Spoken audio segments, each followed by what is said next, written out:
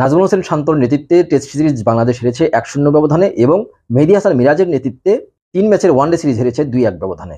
এবার বাংলাদেশ দলের পরবর্তী চ্যালেঞ্জ টি-20 সিরিজ এবং টি-20 সিরিজের নেতৃত্বে রয়েছেন লিটন কুমার দাস। লিটন কুমার দাসের নেতৃত্বে কি বাংলাদেশ দল টি-20 সিরিজে কিছু করতে পারবে? সর্বশেষ যে 2টি টি-20 সিরিজ বাংলাদেশ খেলেছে সেই 2টি টি-20 সিরিজে বাংলাদেশ এমনকি সংযুক্ত আরব আমিরাতের কাছে 2-1 ব্যবধানে হেরেছে এবং তারপরে পাকিস্তানের কাছে 3-0 ব্যবধানে হেরেছে। আর শ্রীলঙ্কার মাটিতে শ্রীলঙ্কার বিপক্ষে ইতিমধ্যে 2 ফরম্যাটের 2টি সিরিজ হারার পরে টি-20 সিরিজে সেই দল কি জিততে পারবে?